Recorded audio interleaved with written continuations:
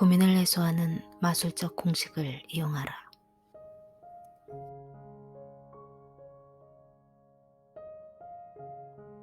여러분은 이 책을 읽기 전에 당장 고민을 해소하기 위한 확실한 처방을 알고 싶지 않은가? 그렇다면 에어컨디셔너 공업의 창시자이며 현재 뉴욕의 캐리어 코퍼레이션 사장인 윌리스 H. 캐리어 씨의 얘기를 들어보자. 내가 버팔로의 주물 회사에 근무하고 있을 때의 일이다. 한 번은 크리스털 시에 있는 판유리 공장으로 가스 정화 장치를 설치하러 간 적이 있었다. 그것은 가스에서 불순물을 제거하여 연소할 때 엔진에 고장이 생기지 않도록 하기 위한 것이었다. 이렇게 가스를 정화하는 방법은 아주 새로운 것으로서 지금까지 단 한 번밖에는 어떤 조건 하에서도 실험한 적이 없는 방법이었다. 그런데 내가 하는 일에 뜻하지 않은 난관이 생겼다. 장치는 어느 정도 제 기능을 발휘했으나 우리가 보증한 것만큼은 발휘하지 못했던 것이다. 나는 뒤통수를 한 대 얻어맞은 것 같은 패배감에 사로잡히고 말았다. 사지가 뒤틀리는 기분이 들었고 번민 때문에 잠을 잘 수가 없을 정도였다. 그러나 얼마 후 쓸데없는 고민에 사로잡혀 있어봤자 아무런 소용이 없다는 생각이 들었다. 그래서 결국 문제를 해결할 수 있는 방법을 모색해보기로 했다. 그런데 운 좋게도 내가 고안해낸 방법이 적중했다. 나는 그 후 30년 동안 그 방법을 계속 써오고 있는데 그것은 누구나 할 수 있는 아주 간단한 것으로서 다음의 세 단계로 이루어져 있다. 첫째, 먼저 상황을 대담 솔직하게 분석하여 그 실패 때문에 일어날 수 있는 최악의 경우를 예측해 보았다. 아무도 나를 감옥에 집어넣거나 죽이려 들지는 않을 것이다. 그 점만은 분명하다. 그러나 나는 실직하게 될는지도 모른다. 고용주는 내가 애써 장치한 기계를 떼어버리고 지금까지 쏟아넣은 2만 달러의 비용을 손해볼지도 모른다. 둘째, 어쩌면 일어날지도 모르는 최악의 경우를 예측해 본 뒤 나는 그것을 감수하기로 했다. 나는 나 자신에게 다일렀다. 이번의 실패는 나의 이력에 오점이 될지도 모른다. 또한 일자리를 잃게 될지도 모르고 그러나 실직을 한다 해도 고용 조건에 있어 지금보다 나쁠지 모르지만 어쨌든 새로운 일자리를 구할 수는 있을 것이다. 그리고 고용주는 가스의 불순물을 제거하는 새로운 방법을 실험하고 있는 중이므로 손해본 2만 달러는 연구비나 마찬가지인 셈이다. 이렇게 일어날 수 있는 최악의 경우를 예측하고 그것을 감수하기로 결정한 순간 실로 중대한 변화가 일어났다.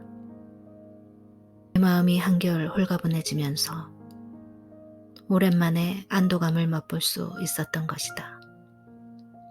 셋째, 이미 정신적으로 받아들인 죄악의 사태를 다소나마 완화시키기 위해서 조용한 마음으로 시간과 정력을 집중시켰다. 그리고 당면한 2만 달러의 손실을 조금이라도 줄일 수 있는 방법을 찾으려고 노력했다. 나는 여러 가지로 테스트한 끝에 다시 5천 달러를 부속 장치에 들인다면 문제가 해결될 거라고 판단했다. 그리고 그것을 실행했다. 그 결과 2만 달러를 손해보기는커녕 1만 5천 달러를 벌어들일 수 있었다. 만일 내가 번민을 계속했더라면 아마도 이렇게 되지는 못했을 것이다. 왜냐하면 번민의 가장 해로운 특징 중에 하나는 집중력을 잃게 되는 것이기 때문이다. 즉, 우리가 어떤 일로 고민할 때 우리의 마음은 끊임없이 동요하고 그 때문에 결단력을 잃고 만다. 그러나 우리가 최악의 사태에 당면하여 그것을 정신적으로 받아들일 것을 결심했다면 우리는 온갖 불투명한 상상을 배제하고 침착한 마음으로 그 문제에 정신을 집중할 수 있는 상태가 되는 것이다. 이 이야기는 벌써 오래전의 일이지만 실로 큰 도움이 되었으므로 나는 언제나 이 방법을 거의 모든 일에 적용하고 있다. 그 결과 나의 생활은 고민으로부터 완전히 해방되었다고 해도 과언이 아니다. 그러면 어째서 캐리어시의 마술적 공식은 심리적으로 그렇듯 귀중하며 실용적인 것일까? 그것은 그의 마술적 공식이 고민 때문에 눈이 어두워져 손을 허우적거리던 회색빛 구름 속에서 우리를 끌어내려 힘찬 대지 위에 단단히 발을 내밀게 해주기 때문이다. 우리는 우리 자신의 입장을 잘 알고 있다. 만일 발밑의 지면이 우리를 단단하게 받쳐주지 않는다면 어떻게 생각을 정리할 수 있겠는가?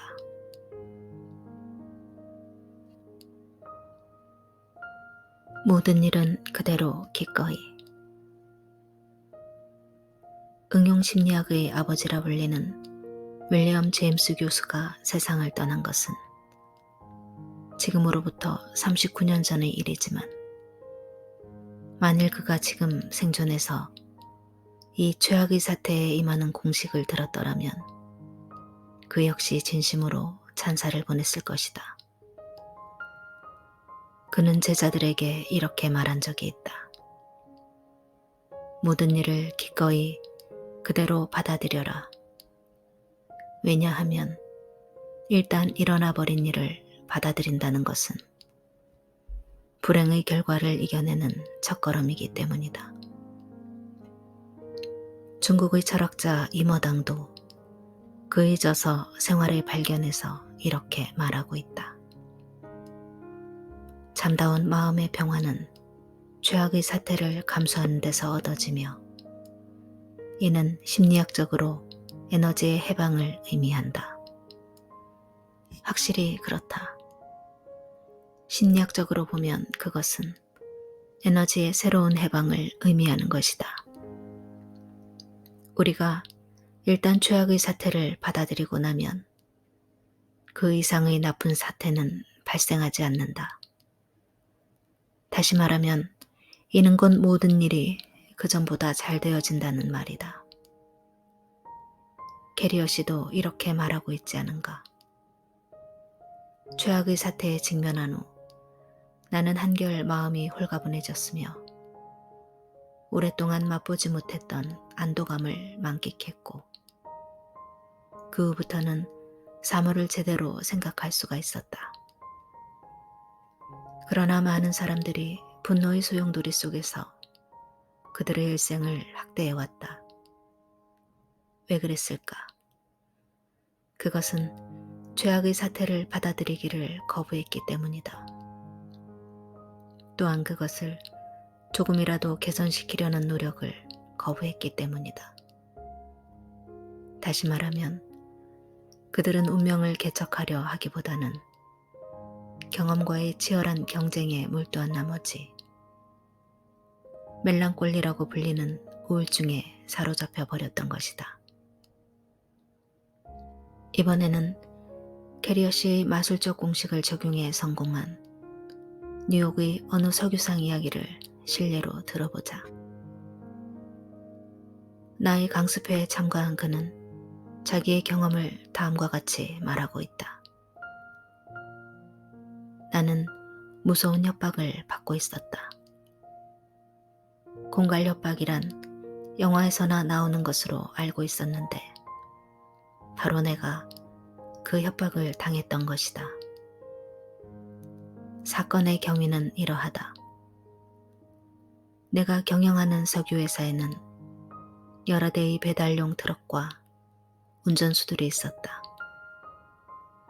그 당시 물가관리국 조례는 워낙 엄중했기 때문에 거래처에 주는 배급량이 엄격하게 제한되어 있었다. 그런데 몇몇 운전수가 거래처로 배달될 물량의 일부를 뒤로 빼돌린 모양이었다. 어느 날 이 계통의 감독관이라고 자처하는 사람이 찾아와 사건을 적당히 묵인해 줄 테니 그 대가로 돈을 달라고 말했다. 나는 그제야 비로소 그런 부정이 저질러졌음을 알고 놀랐다. 그는 몇몇 운전수들의 부정행위에 대한 증거 서류를 내보이면서 돈을 주지 않으면 그 사실을 지방검사에게 고발하겠다고 나를 협박했다. 물론 나에게는 아무런 잘못이 없었다. 그러나 법률상으로는 고용인이 한 행위에 대해 회사가 책임을 지는 것은 당연했고 더구나 이 사건이 신문에라도 나게 되면 신용이 떨어지고 회사가 망하게 될지도 모른다는 생각이 들었다. 24년 전에 선친이 창립했던 자랑스러운 회사가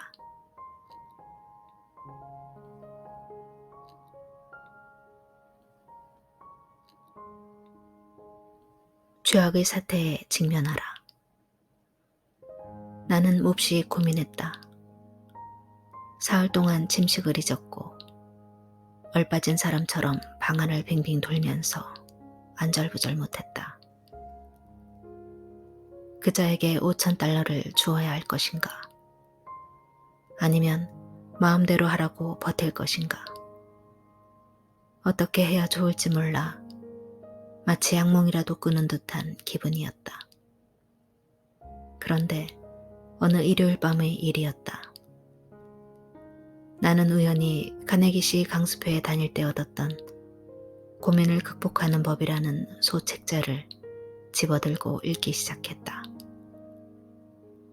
그 책에서 캐리어시의 죄악의 사태에 직면하라는 말을 접한 나는 문득 스스로에게 물어보았다.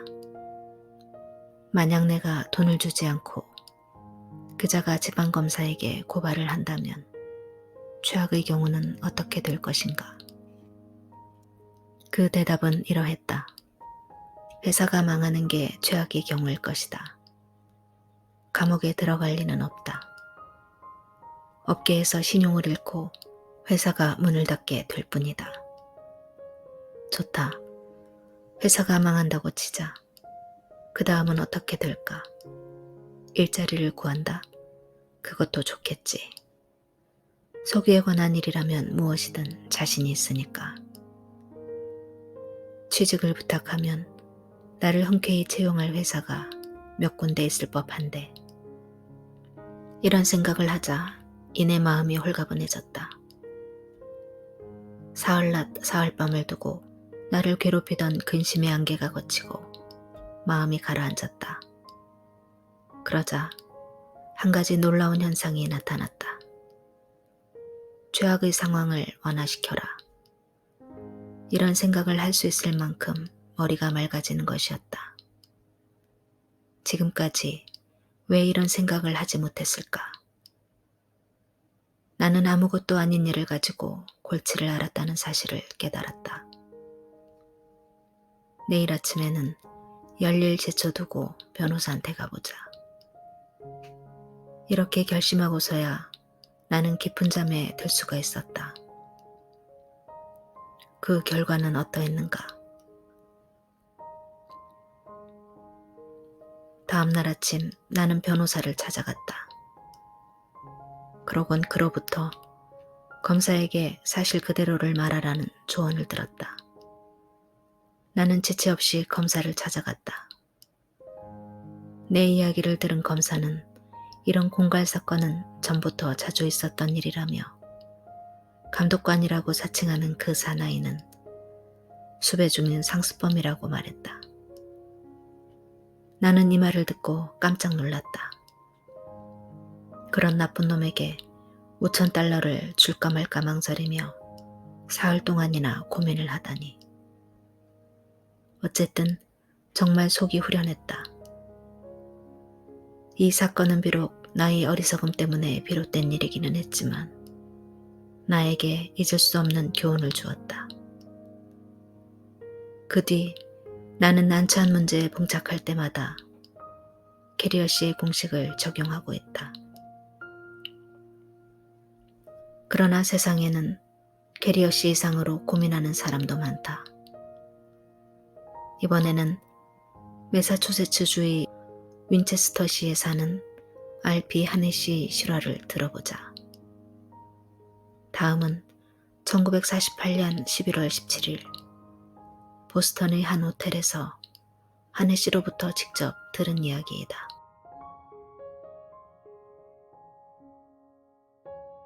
관을 가지고 여행하라. 나는 사소한 일에도 몹시 고민을 하는 성격 때문에 20대의 위궤양을 앓게 되었다.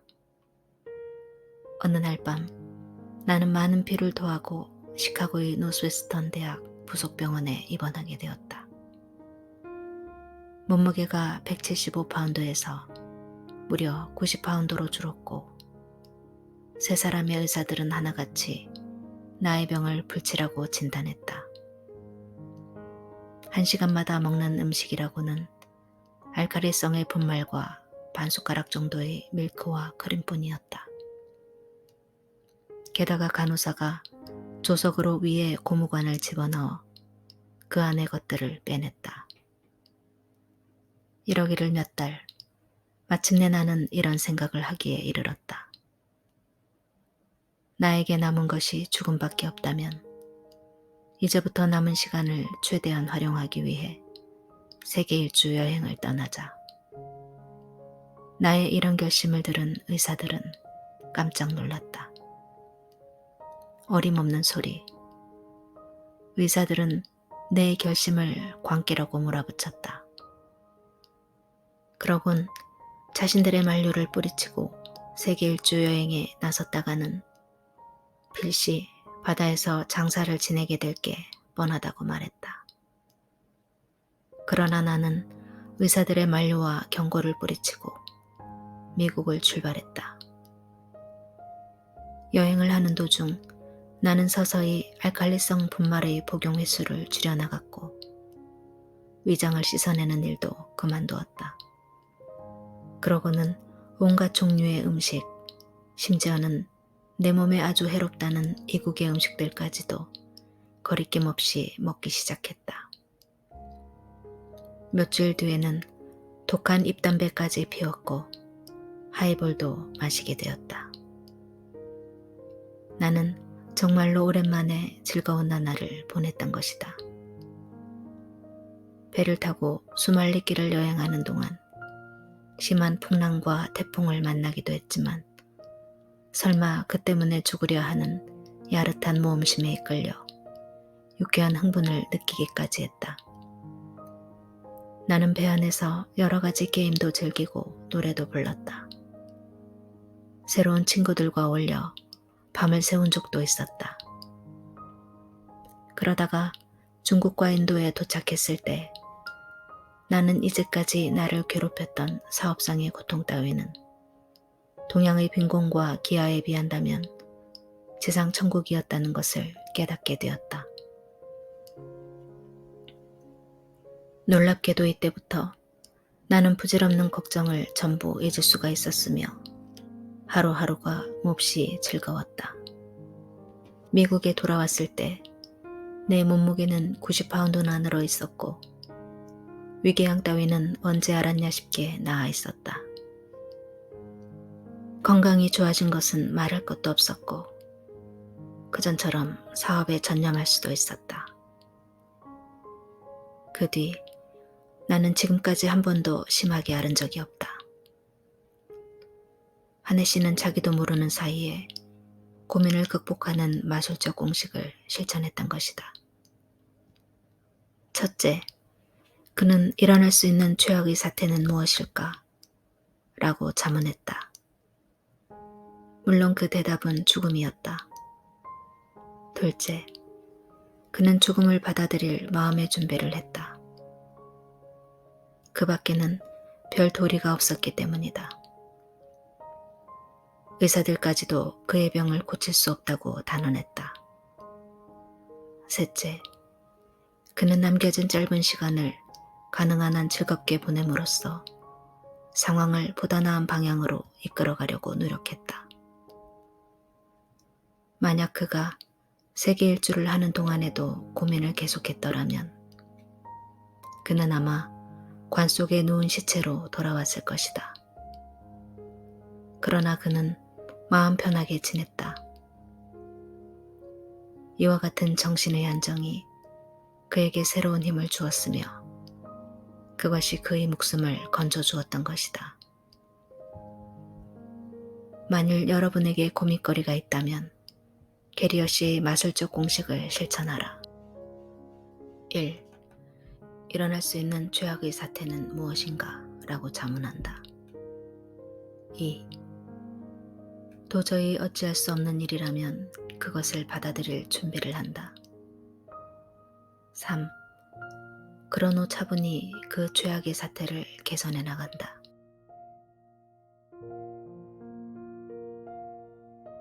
고민은 만병의 근원임을 명심하라.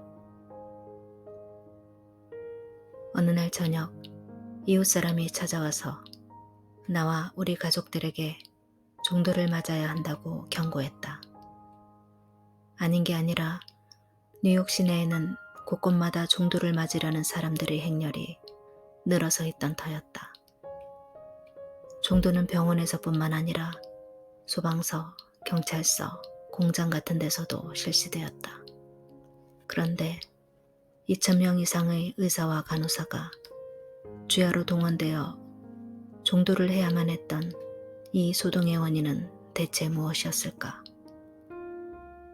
이 무렵 뉴욕시에서는 8명의 천연두 환자가 발생하여 그중 2명이 사망했다.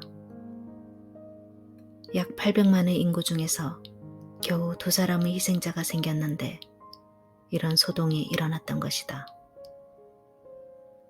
나는 근 40년 동안을 뉴욕에서 살았지만 지금까지 단 한 번도 고민이라는 정신적 질병, 즉 천연두보다 수천 수만 나쁜 영향을 끼치고 있는 이 질병에 대하여 경고한 사람을 본 적이 없었다. 미국인들 가운데 약 10%의 사람이 고민이나 감정적인 갈등으로 말미암아 신경쇠약에 걸려있다는 사실을 아는 사람은 한 사람도 없는 듯했다. 그러나 이제 내가 여러분에게 그 사실을 경고하고자 한다.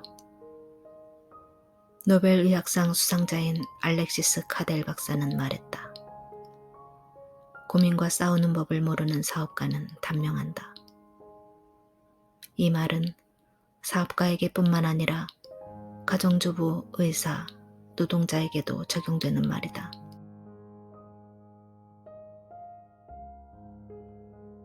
위궤양의 80%는 고민 때문에. 몇 년 전 나는 산타페 철도회사의 의무관이며 그 지역 병원협회 회장인 고버 박사와 함께 텍사스에서 뉴멕시코까지 자동차 여행을 한 적이 있었다. 그때 우리는 고민이 인간에게 미치는 영향에 대해서 이야기를 주고받았는데 그는 이런 말을 했다. 병원을 찾아오는 환자의 70%는 고민과 공포감에서 벗어나기만 하면 완쾌되는 사람들이다.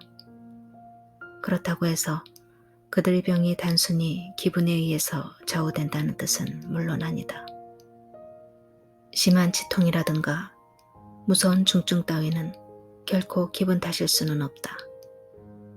신경성 소화불량, 위궤양, 심장병, 불면증, 두통, 그리고 어떤 종류의 마비 등도 확실히 고민에 의해서만 일어나는 병은 아니다.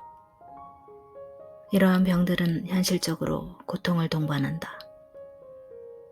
나는 나 자신이 12년 동안이나 위궤양으로 고생을 했기 때문에 나는 이 사실을 잘 알고 있다. 그러나 공포는 고민의 원인이 된다. 공포는 사람을 긴장시키고 초조하게 하며 위신경에 영향을 주어 위액의 분비에 이상을 초래하여 때로는 위궤양으로까지 발전시킨다. 이에 대해서 조지 푸에프 몬타규 박사도 그의 저서에서 이렇게 말한 적이 있다.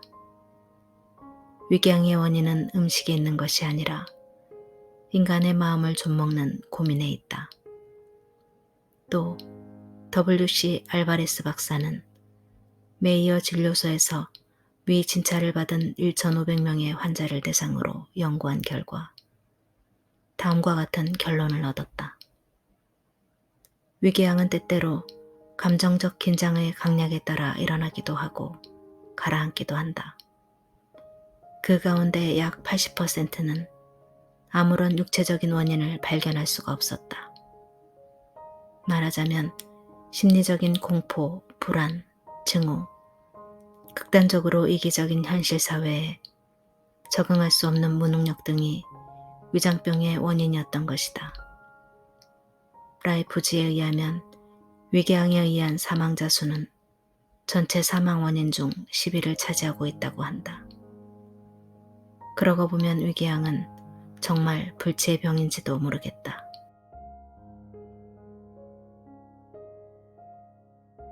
정신과 육체는 하나. 미국의 산업계에 관계하고 있는 의사들의 연차연합회에서 메이어 진료소의 헤럴드 씨 해버인 박사는 다음과 같이 보고했다. 평균 연령 43에서 44세의 중역급 176명을 진찰한 결과 그 중의 33% 이상이 이른바 고도의 긴장 생활에서 오는 특수한 질환, 즉 심장병, 위궤양, 고혈압 등에 걸려 있음을 확인할 수 있었다. 실업계 중역들 가운데 3분의 1 이상이 45세도 되기 전에 심장병, 위궤양, 고혈압 등으로 고생하고 있다니 성공이란 얼마나 값비싼 것인가. 그러나 온 세계를 모두 차지한다 해도 건강을 잃으면 무슨 소용이 있으랴. 온 천하를 소나기에 넣었다 하더라도 그의 침대는 하나로 족할 것이요. 하루 3끼를 먹었을 뿐이다. 이것은 시궁창을 파는 노동자라도 다를 것이 없다. 그들은 오히려 앞서 말한 중역들보다 숙면을 취할 수 있고 맛있는 식사를 할 수 있을 것이다.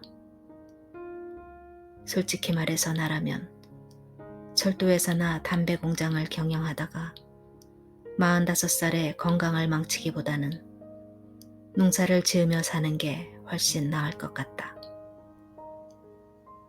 담배 얘기가 나오니 마침 생각나는 일이 있다. 최근 세계적으로 가장 유명한 관련 제조업자가 캐나다의 울창한 숲속을 산책하다 심장마비로 갑자기 세상을 떠났다. 막대한 재산을 남기고 61세의 나이로 급사를 했던 것이다. 어쩌면 그는 사업상의 성공과 자신의 수명을 맞바꾼 것은 아닐까. 나는 그 백만장자보다는 81세의 나이에 무일푼으로 돌아가신 미주리주의 가난한 농부였던 내 아버지가 훨씬 보람있는 삶을 살았다고 생각된다. 유명한 메이어 형제는 미국 내에 있는 병원 침대의 과반수를 신경병 환자가 차지하고 있다고 발표한 적이 있다. 그러나 그들이 시체를 해부하여 정밀 조사를 해본 결과 대부분의 경우 그들의 신경 조직은 건강한 사람들의 그것과 다를 바가 없었던 것으로 밝혀졌다. 이것은 그들의 신경의 고장은 신경의 물리적 대화에 의한 것이 아니라 실패, 고뇌, 공포, 패배, 절망 등의 감정에서 비롯되었다는 사실을 반증하는 것에 다름 아니다. 플라톤은 의사가 범하는 최대의 잘못은 우선 마음을 치료하려 하지 않고 육체를 고치려는 데 있다. 사람의 마음과 육체는 하나이므로 그것을 따로 취급해서는 안 된다 라고 말했다. 어쨌든 의학이 위대한 진리를 깨닫기까지 2300년이라는 기나긴 세월이 걸렸다. 그리고 최근에는 정신신체의학이라고 불리는 새로운 의학이 발발하고 있다. 이것은 이른바 정신과 육체를 하나로 보는 의학이다. 종래의 의학은 물질적인 병균에 기인하는 질병, 즉 천연두, 고열자, 황달, 그 밖의 무수한 사람들을 불행한 죽음으로 몰고 간 질병들을 박멸할 수는 있었으나 번뇌, 공포, 증오, 절망 등의 감정에 의해서 비롯된 정신적, 육체적 질병을 고칠 수는 없었다. 이러한 정신적 질환에 의한 사망률이 놀라운 속도로 높아가고 있는데도 말이다.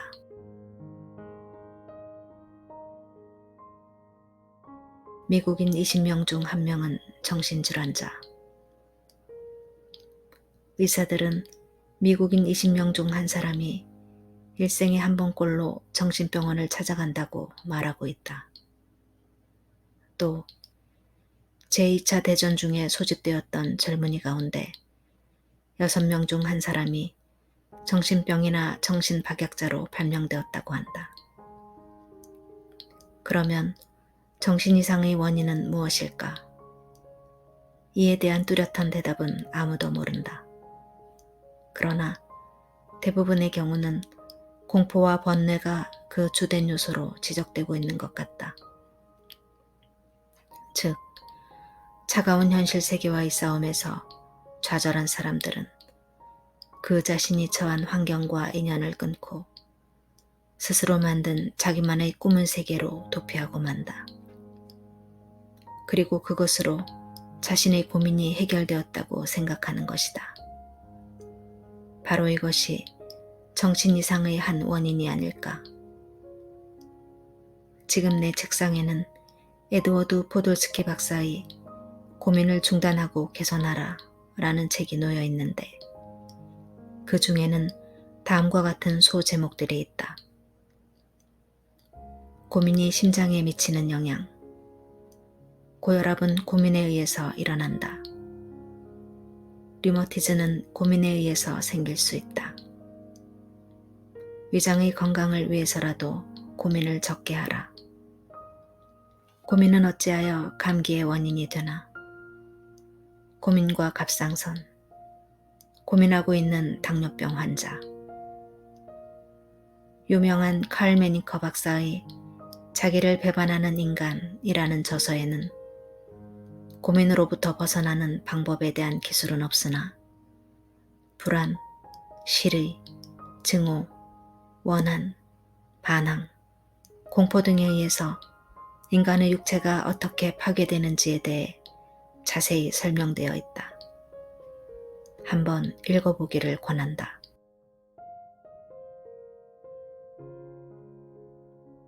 고민은 건강한 사람도 병들게 한다. 고민은 아무리 건강한 사람이라 할지라도 병들게 한다. 그랜트 장군은 남북전쟁이 끝날 무렵에 가서야 이 사실을 알게 되었다. 다음은 그의 일화이다. 그랜트 장군은 9개월에 걸쳐 리치먼드를 포위하고 공격했었다. 남군인 리 장군의 군대는 굶주림에 지쳐 패배하였고 리 장군의 부하들은 리치먼드의 목화 창고와 담배 창고에 불을 지르고 병기고를 태우고는 밤하늘에 치솟는 불길을 뒤로하고 도망치기 시작했다. 미처 도주하지 못한 병사들은 최후가 눈앞에 다가오자 텐트 안에서 기도회를 열고 울부짖으며 광란 상태에 빠져 있었다. 그랜트의 군대는 사방에서 맹렬히 남군을 추격했다. 한편 세리던 장군이 이끄는 기병대는 적의 퇴로를 차단하고 철도를 파괴하여 군수물자를 적재한 열차를 포위했다. 그런데 당시 심한 두통에 시달리던 그랜트 장군은 본대에서 벗어나 어떤 농가에서 휴식을 취하고 있었다.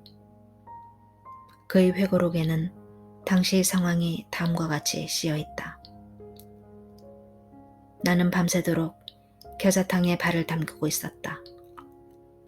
손목과 목 뒤에도 겨자 고약을 붙이고 부디 아침까지는 상태가 좋아지기를 마음속으로 빌 뿐이었다.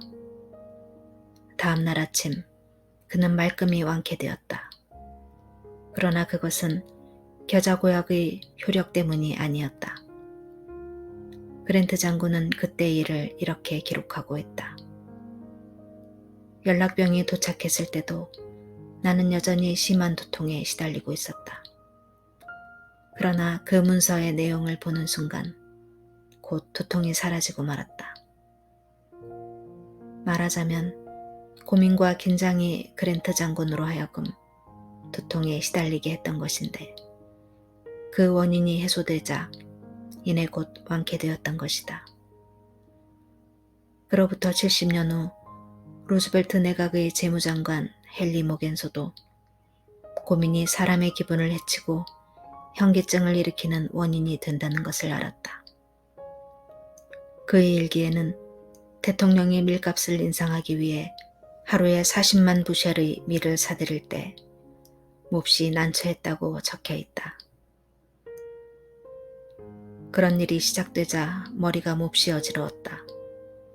그래서 집으로 돌아와 점심 식사를 하고 2시간이나 자리에 누워 있었다.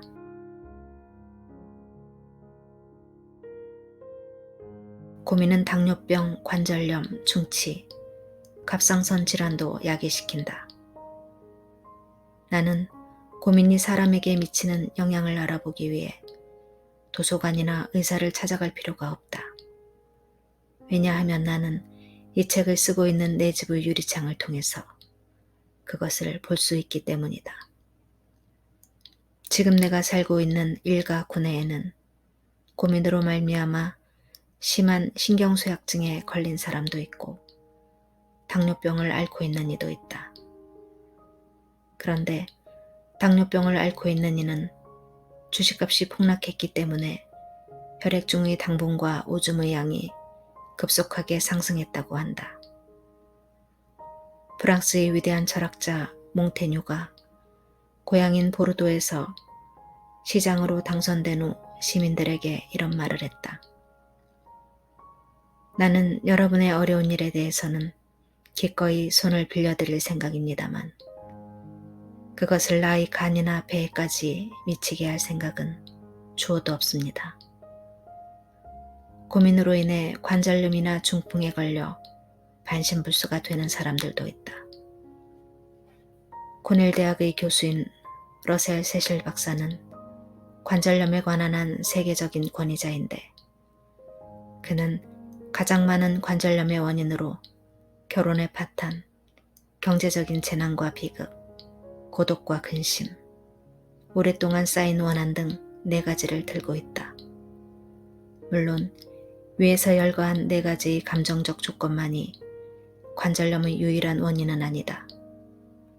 관절염에도 여러 가지 원인에서 오는 갖가지 종류가 있다. 그렇지만 관절염을 일으키는 가장 보편적인 원인은 세실 박사가 제시한 이 4가지인 것이다. 내 친구 중의 한 사람이 불경기로 인해 심한 경제적 타격을 받았다. 가스회사는 가스를 끊었고 은행은 집을 차압했다. 그러자 그의 부인이 갑자기 심한 관절염에 걸렸다. 온갖 약을 다 써보았지만 아무런 효과가 없었다. 남편의 경제 상태가 호전될 때까지 그녀의 병은 계속되었다. 또 고민은 충치의 원인이 되기도 한다.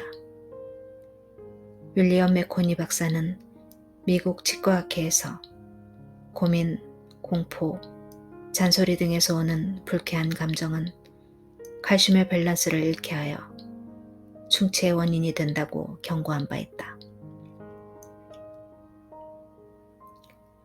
실제로 박사를 찾아온 어떤 환자는 병원에 입원한 3주일 동안 충치가 무려 9개나 생겼다고 한다.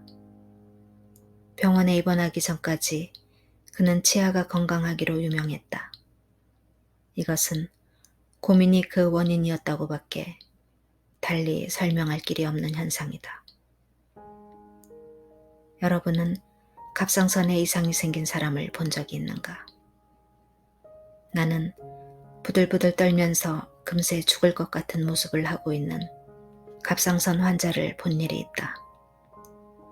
이런 증세는 신체를 조절하는 갑상선의 분비가 고르지 못한 때문이라고 한다. 그래서 가슴이 몹시 뛰며 온몸이 마치 통풍 조절 장치를 활짝 열어놓은 난로처럼 활활 타오르는 것이다. 수술이나 그 외 다른 방법으로 그것을 저지하지 않는 한 그의 몸이 까맣게 타버리고 말 것만 같았다.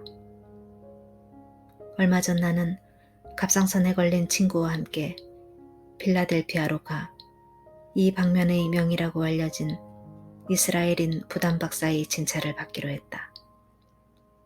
그런데 그의 병원 대기실에는 커다란 액자에 넣은 다음과 같은 주의서가 걸려 있었다.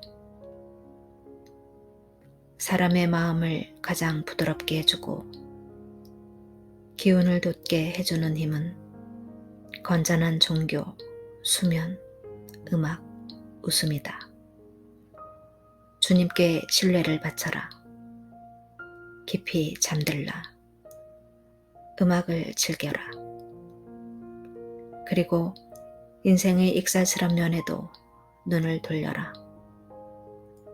그러면 건강과 행복을 얻을 수 있으리라.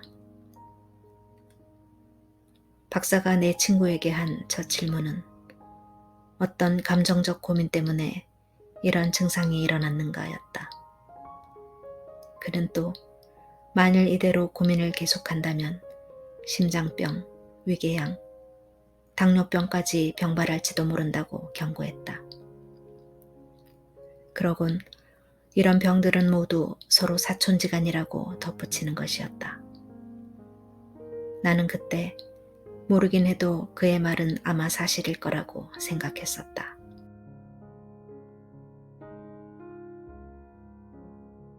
고민은 아름다움을 망친다. 영화배우인 머리 오버르는 내게 다음과 같은 이야기를 해준 적이 있다.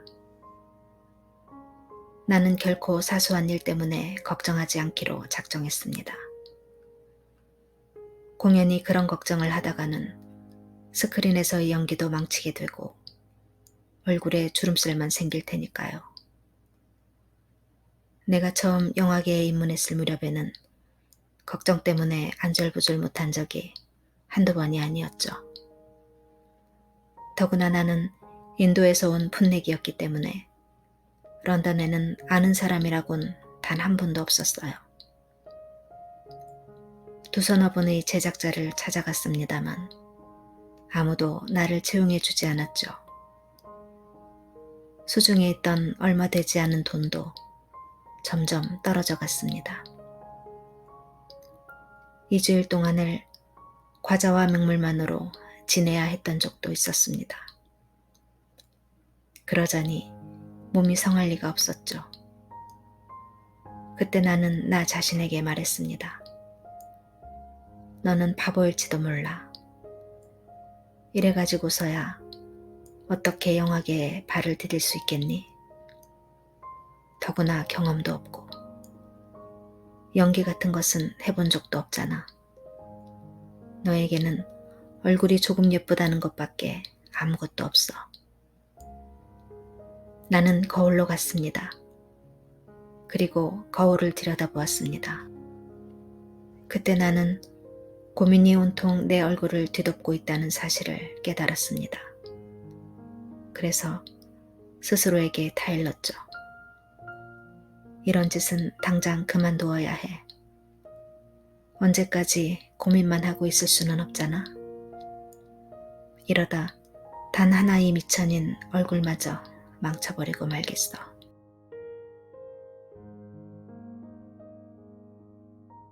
고민은 가장 무서운 죽음의 질병. 고민처럼 여자를 빨리 늙고 추하게 만들어 마음을 어지럽히는 것도 없다.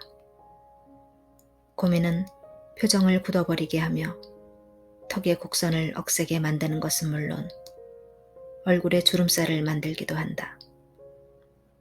그뿐만이 아니다. 백발을 늘게 하고 탈모증의 원인이 되기도 한다. 또 얼굴을 거칠게 하는 데다 온갖 종기나 여드름의 원인이 되기도 한다. 심장병은 미국에서 제1위를 차지하는 죽음의 질병이다. 제1차 대전 중에 전사한 미군의 수는 약 30만 명인데 같은 시기에 심장병으로 사망한 시민의 수는 200만 명에 달한다고 한다. 그리고 그들이 심장병에 걸린 원인은 대개가 고민과 긴장 때문이었다고 한다. 카델 박사가 고민과 싸우는 법을 모르는 사업가는 단명한다 고 말한 이유 중에 하나도 바로 이 심장병이다. 미국 남부의 흑인이나 중국인은 어떤 일에 구애를 받거나 걱정을 하지 않기 때문에 고민으로 인한 심장병에 거의 걸리지 않는다고 한다. 또한 통계에 의하면 심장병으로 죽는 의사의 수는 공장 노동자의 사망률보다 거의 20배에 달한다고 한다. 이는 말하자면 의사들의 생활이 정신적인 긴장의 연속이라는 뜻이기도 하다. 하나님은 우리들의 죄를 용서해 주실지 모르나 신경계통에 대해서는 그렇지가 않다. 이것은 헨리 제임스가 한 말이다. 그런가 하면 또 전혀 믿을 수 없는 놀라운 사실이 있다. 그것은 바로 해마다 전염병으로 죽는 미국인의 숫자보다도 자살자의 숫자가 훨씬 많다는 것이다. 그렇다면 그들은 왜 죽음을 택하는 것일까? 말할 것도 없이 그 대답은 대개의 경우가 고민 때문이다. 잔인한 중국의 장군들은 포로를 고문할 때 다음과 같은 방법을 썼다고 한다. 우선 포로의 손발을 묶고 밤낮으로 끊임없이 물방울이 똑똑 떨어지는 물주머니 밑에 앉혀둔다. 똑, 똑, 똑. 밤낮을 가리지 않고 머리맡에 떨어지는 물방울 소리는 드디어 망치로 내려치는 소리처럼 크게 들리기 시작하고 불쌍한 포로의 정신을 혼돈시킨다. 이러한 고문법은 스페인의 종교재판 히틀러 치하의 강제 수용소에서도 사용되었다. 고민은 끊임없이 떨어지는 물방울과 같은 것이다. 한 번도 쉬지 않고 똑똑 떨어지는 그것은 사람을 미치게 하고 자살의 구렁텅이로 몰아넣기도 하는 것이다. 미주리주의 시골에 살던 어린 시절, 나는 빌리 선디의 지옥불 이야기를 듣고 몸서리를 친 적이 있다. 그러나 내게 그 얘기를 해준 사람은 이승에서의 고민 때문에 많은 사람들이 맛볼 수밖에 없는 육체적인 고통의 여파에 대해서는 한마디도 해주지 않았다. 이럴 경우 만일 당신이 조그마한 일에도 심하게 걱정하는 타입이라면 당신은 협심증이라는 고통에 사로잡힐는지도 모른다. 그렇게 되면 당신은 괴로움에 못 이겨 신음하게 될 것이다. 당신의 울부짖음에 비한다면 단테의 지옥편에 나오는 아비규환도 어린애들의 장난 같은 울음소리 정도로밖에 생각되지 않을 것이다. 그리고 당신은 오 주님이시여, 이 병만 낫는다면 무슨 일이 있어도 고민하지 않겠습니다. 라고 말할 것임에 틀림없다. 당신은 진실로 인생을 사랑하고 오래 장수하면서 인생을 즐기기를 바라는가? 아마 그렇지 않다고 대답할 사람은 아무도 없을 것이다. 여기 그것을 성취하는 훌륭한 방법이 있다. 현대 도시의 혼란 속에서도 편안한 정신생활을 유지할 수 있는 사람은 정신적인 질환에 걸릴 염려가 없다. 카델 박사의 말이다. 그렇다면 당신은 어떤가? 당신이 정상이라면 그 대답은 예스일 것이다. 아니, 단연코 예스여야 한다. 우리들 대부분은 자신이 생각하고 있는 것보다 훨씬 강하고 우리에게는 지금까지 한 번도 사용해 본 적이 없는 정신적 자원이 있기 때문이다. 소로우의 불멸의 명저 월든 가운데 이런 구절이 있다. 인간이 의식적으로 노력함으로써 그의 생활을 향상시키고자 하는 놀라운 능력만큼 믿음직스러운 것은 없다. 만일 인간이 자기가 뜻하는 바대로 확신을 가지고 그가 바라던 인생을 누리기 위해 노력한다면 일상적으로는 기대할 수 없는 성공을 거두게 될 것이다.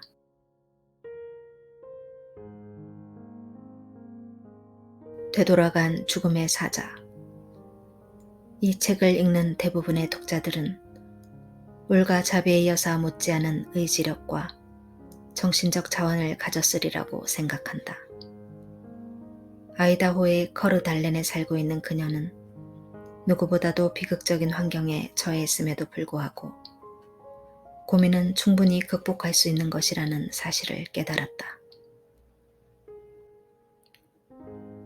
그러나 내가 이 책에서 되풀이 설명하고 있는 진리를 적용한다면 누구라도 그런 깨달음을 얻을 수 있을 것이다. 윌가 씨가 내게 들려준 이야기는 이러하다.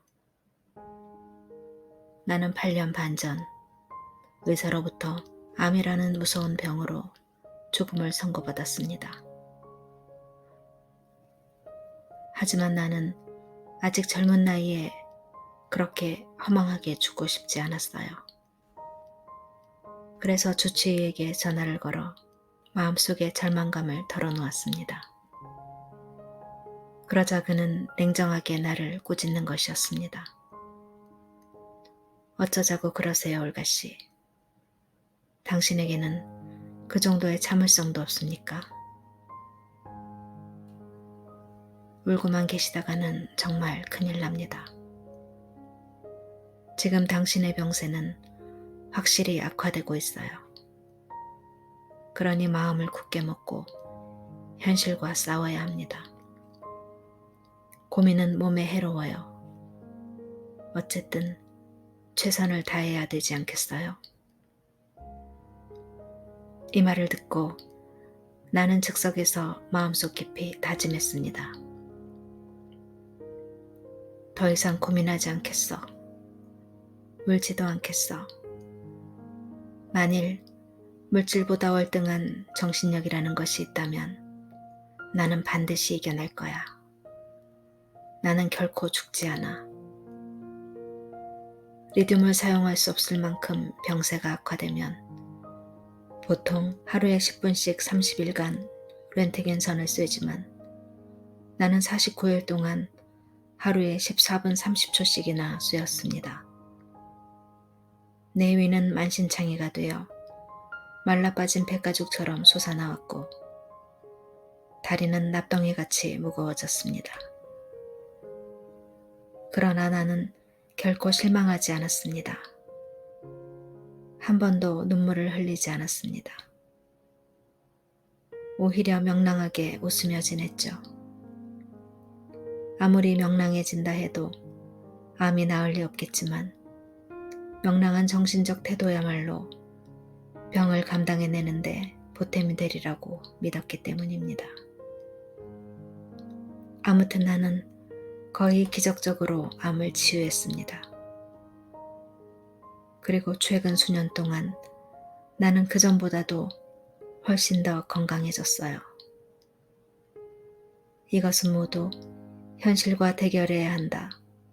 고민을 걷어치워라. 그리고 어떻게든 노력해보라는 내 주치의의 격려 덕분이었습니다.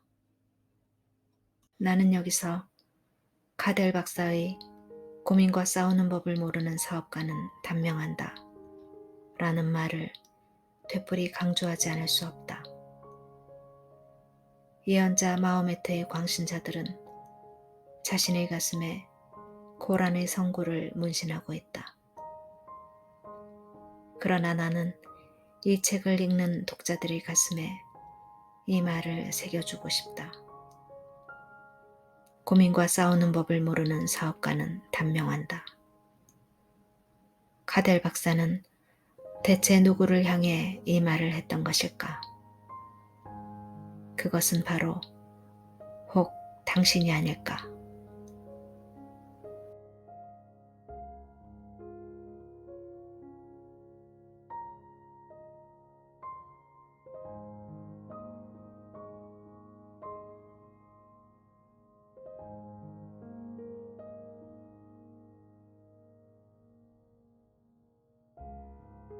고민을 해소하는 마술적 공식을 이용하라.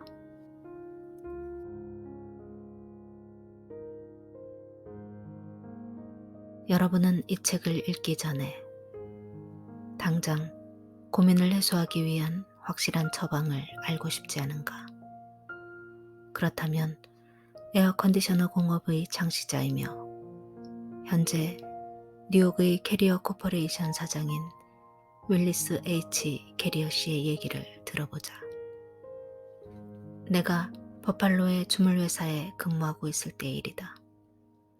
한 번은 크리스털 시에 있는 판유리 공장으로 가스 정화 장치를 설치하러 간 적이 있었다. 그것은 가스에서 불순물을 제거하여 연소할 때 엔진에 고장이 생기지 않도록 하기 위한 것이었다. 이렇게 가스를 정화하는 방법은 아주 새로운 것으로서 지금까지 단 한 번밖에는 어떤 조건 하에서도 실험한 적이 없는 방법이었다. 그런데 내가 하는 일에 뜻하지 않은 난관이 생겼다. 장치는 어느 정도 제 기능을 발휘했으나 우리가 보증한 것만큼은 발휘하지 못했던 것이다. 나는 뒤통수를 한 대 얻어맞은 것 같은 패배감에 사로잡히고 말았다. 사지가 뒤틀리는 기분이 들었고 번민 때문에 잠을 잘 수가 없을 정도였다. 그러나 얼마 후 쓸데없는 고민에 사로잡혀 있어봤자 아무런 소용이 없다는 생각이 들었다. 그래서 결국 문제를 해결할 수 있는 방법을 모색해보기로 했다. 그런데 운 좋게도 내가 고안해낸 방법이 적중했다. 나는 그 후 30년 동안 그 방법을 계속 써오고 있는데 그것은 누구나 할 수 있는 아주 간단한 것으로서 다음의 세 단계로 이루어져 있다. 첫째, 먼저 상황을 대담 솔직하게 분석하여 그 실패 때문에 일어날 수 있는 죄악의 경우를 예측해 보았다. 아무도 나를 감옥에 집어넣거나 죽이려 들지는 않을 것이다. 그 점만은 분명하다. 그러나 나는 실직하게 될는지도 모른다. 고용주는 내가 애써 장치한 기계를 떼어버리고 지금까지 쏟아넣은 2만 달러의 비용을 손해볼지도 모른다. 둘째, 어쩌면 일어날지도 모르는 최악의 경우를 예측해 본 뒤 나는 그것을 감수하기로 했다. 나는 나 자신에게 다일렀다. 이번의 실패는 나의 이력에 오점이 될지도 모른다. 또한 일자리를 잃게 될지도 모르고, 그러나 실직을 한다 해도 고용 조건에 있어 지금보다 나쁠지 모르지만 어쨌든 새로운 일자리를 구할 수는 있을 것이다. 그리고 고용주는 가스의 불순물을 제거하는 새로운 방법을 실험하고 있는 중이므로 손해본 2만 달러는 연구비나 마찬가지인 셈이다. 이렇게 일어날 수 있는 최악의 경우를 예측하고 그것을 감수하기로 결정한 순간 실로 중대한 변화가 일어났다.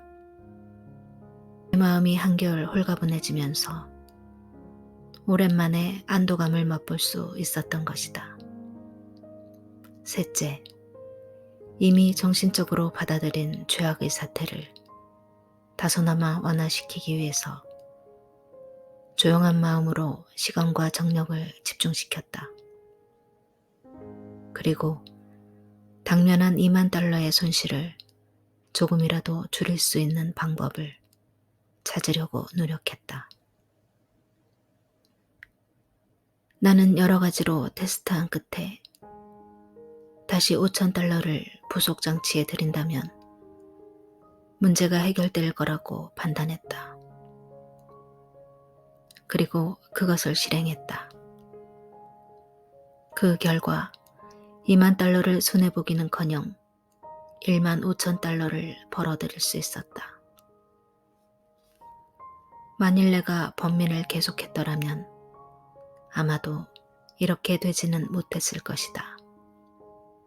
왜냐하면 번민의 가장 해로운 특징 중에 하나는 집중력을 잃게 되는 것이기 때문이다. 즉, 우리가 어떤 일로 고민할 때 우리의 마음은 끊임없이 동요하고 그 때문에 결단력을 잃고 만다. 그러나 우리가 최악의 사태에 당면하여 그것을 정신적으로 받아들일 것을 결심했다면 우리는 온갖 불투명한 상상을 배제하고 침착한 마음으로 그 문제에 정신을 집중할 수 있는 상태가 되는 것이다. 이 이야기는 벌써 오래전의 일이지만 실로 큰 도움이 되었으므로 나는 언제나 이 방법을 거의 모든 일에 적용하고 있다. 그 결과 나의 생활은 고민으로부터 완전히 해방되었다고 해도 과언이 아니다. 그러면 어째서 캐리어시의 마술적 공식은 심리적으로 그렇듯 귀중하며 실용적인 것일까? 그것은 그의 마술적 공식이 고민 때문에 눈이 어두워져 손을 허우적거리던 회색빛 구름 속에서 우리를 끌어내려 힘찬 대지 위에 단단히 발을 내밀게 해주기 때문이다. 우리는 우리 자신의 입장을 잘 알고 있다. 만일 발밑의 지면이 우리를 단단하게 받쳐주지 않는다면 어떻게 생각을 정리할 수 있겠는가?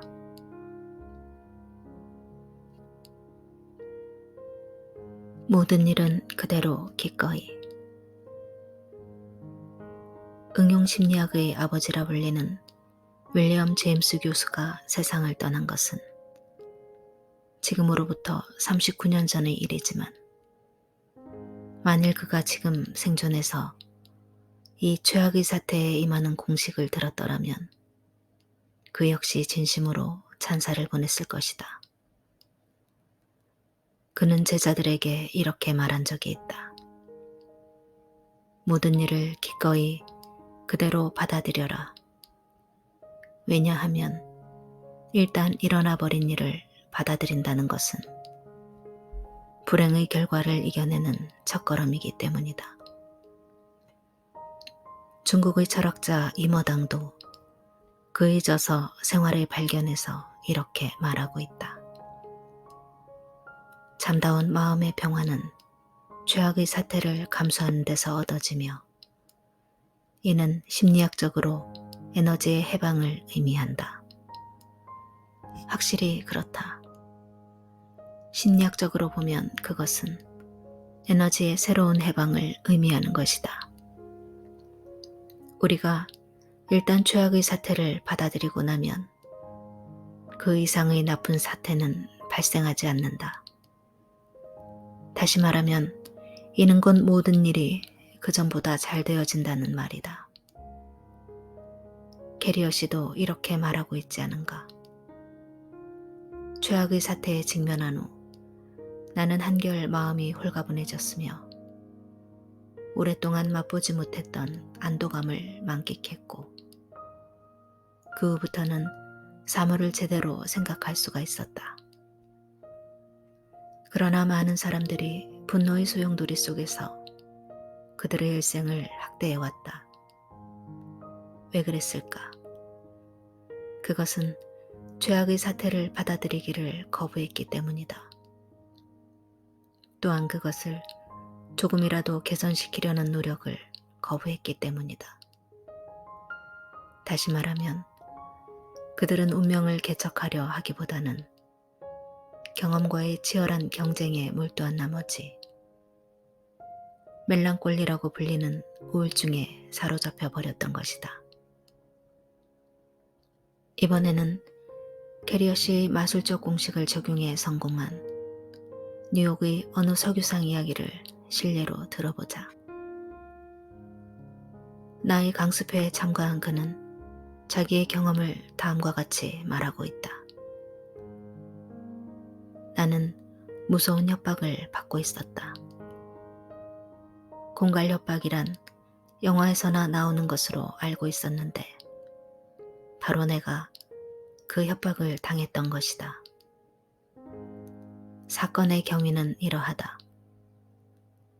내가 경영하는 석유회사에는 여러 대의 배달용 트럭과 운전수들이 있었다.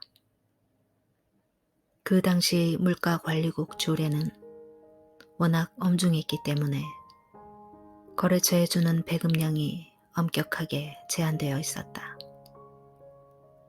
그런데 몇몇 운전수가 거래처로 배달될 물량의 일부를 뒤로 빼돌린 모양이었다. 어느 날 이 계통의 감독관이라고 자처하는 사람이 찾아와 사건을 적당히 묵인해 줄 테니 그 대가로 돈을 달라고 말했다. 나는 그제야 비로소 그런 부정이 저질러졌음을 알고 놀랐다. 그는 몇몇 운전수들의 부정행위에 대한 증거 서류를 내보이면서 돈을 주지 않으면 그 사실을 지방검사에게 고발하겠다고 나를 협박했다. 물론 나에게는 아무런 잘못이 없었다. 그러나 법률상으로는 고용인이 한 행위에 대해 회사가 책임을 지는 것은 당연했고 더구나 이 사건이 신문에라도 나게 되면 신용이 떨어지고 회사가 망하게 될지도 모른다는 생각이 들었다. 24년 전에 선친이 창립했던 자랑스러운 회사가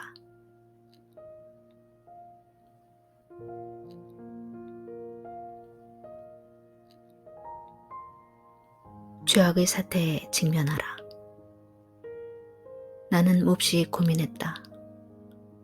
사흘 동안 침식을 잊었고 얼빠진 사람처럼 방 안을 빙빙 돌면서 안절부절 못했다. 그자에게 5,000달러를 주어야 할 것인가? 아니면 마음대로 하라고 버틸 것인가? 어떻게 해야 좋을지 몰라 마치 악몽이라도 꾸는 듯한 기분이었다. 그런데 어느 일요일 밤의 일이었다. 나는 우연히 카네기 씨 강습회에 다닐 때 얻었던 고민을 극복하는 법이라는 소책자를 집어들고 읽기 시작했다. 그 책에서 캐리어 씨의 죄악의 사태에 직면하라는 말을 접한 나는 문득 스스로에게 물어보았다. 만약 내가 돈을 주지 않고 그자가 지방검사에게 고발을 한다면 최악의 경우는 어떻게 될 것인가? 그 대답은 이러했다. 회사가 망하는 게 최악의 경우일 것이다. 감옥에 들어갈 리는 없다. 업계에서 신용을 잃고 회사가 문을 닫게 될 뿐이다. 좋다. 회사가 망한다고 치자. 그 다음은 어떻게 될까? 일자리를 구한다?